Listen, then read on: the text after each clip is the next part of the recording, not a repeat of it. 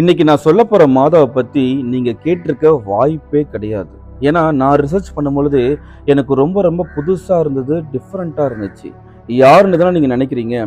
Our lady of pillar, தூண் அன்னையை பத்தி தான் இந்த வீடியோல நம்ம பார்க்க போறோம். அன்னை மரியாள் கொடுத்த முதல் காட்சி இதுதாங்க. அவங்க 40ஆம் ஆண்டு இயேசு இறந்த 10 வருடங்கள் கழிச்சு உயிரோடு இருக்கும் பொழுதே முதல் தடவை காட்சி கொடுக்குறாங்க. அதனால தான் இந்த காட்சிக்கு ரொம்ப ரொம்ப பெருமை சேர்க்குது. நீங்க நினைச்சிட்டு இருப்பீங்க, அது எப்படிடா உயிரோட இருக்கும் பொழுது காட்சி கொடுக்க முடியும்னு. ஆனா இது பேர் தான் பை லொகேஷன். புனிதர்களா விட மேலாக அன்னை மரியாள் தான் முதல் தடவை பை லொகேஷன் கொடுத்துருக்காங்க. யாருக்கு காட்சி கொடுக்குறாங்கன்னு பார்க்கும்போது செபதேயுவின் மகன் யாக்கோபுக்கு தான் இந்த காட்சியை கொடுக்குறாங்க. என்ன நடக்குதுன்னு பார்க்கும்பொழுது பெந்தகோஸ்து பெருவிழாக்கு பிறகு எல்லா சீடர்கள் என்ன பண்றாங்கன்னா ஒரு நாட்டுக்கு நற்செய்தி அறிவிக்கிறதுக்காக போறாங்க.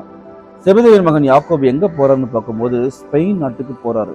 ஆனா அங்க அவரால் நற்செய்தி ஒழுங்கா அறிவிக்க முடியல. ரொம்ப கஷ்டம் அனுபவிக்கிறாரு. வேதனைக்கு மேல வேதனை, சோதனைக்கு மேல சோதனை.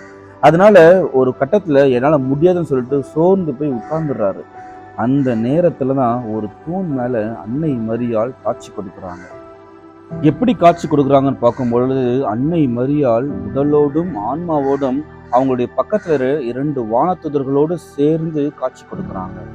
இந்த காட்சியில அன்னை மரியாள் என்ன சொல்றாங்கன்னு பார்க்கும் பொழுது அவரை பார்த்து சொல்றாங்க, மகனே நீ கலங்காதே, இந்த இடம் விசுவாசத்திற்கு ஒரு ஆரம்ப புள்ளியாக இருக்குன்னு சொல்றாங்க. அதுக்கப்புறம் செபதேயுவின் மகன் யாக்கோபு என்ன பண்றாருன்னா அன்னை மரியாளுக்காக ஒரு கோவில் கட்டுறாரு.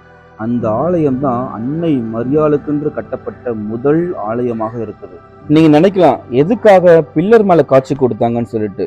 இந்த பில்லர் இல்லைன்னா இந்த பில்டிங்கால ஒழுங்கா நிக்க முடியாது. அது மாதிரிதான் விசுவாசத்திற்கு பில்லராக, நம்மளுடைய ஆன்மீகத்திற்கு ஒரு தூணாக அன்னை மரியாள் இருக்கிறாங்கன்றத நிரூபிக்கிறதுக்காக தான் அன்னை மரியாள் ஒரு தூண் மேல காட்சி கொடுக்குறாங்க. அன்னை மரியாள் யாக்கோபு கிட்ட குழந்தை இயேசுவை அன்னை மரியாள் தாங்கியது போல ஒரு உட்டன் ஸ்டாச்சுவை கொடுத்துட்டு அன்னை மரியாள் மறைந்து போய் விடுகிறார். இப்பதாங்க நான் ரொம்ப ரொம்ப முக்கியமான விஷயத்த சொல்ல போறேன். 1936ஆம் ஆண்டு சிவில் வார் நடக்குது. அப்ப என்ன ஆகுதுன்னா 3 பாம் இந்த கோவில் மேல விழுது. 2 கோவிலுக்கு வெளியில விழுது, 1 கூரையை பிச்சுக்கிட்டு ஆல்டர் மேலேயே விழுதுங்க.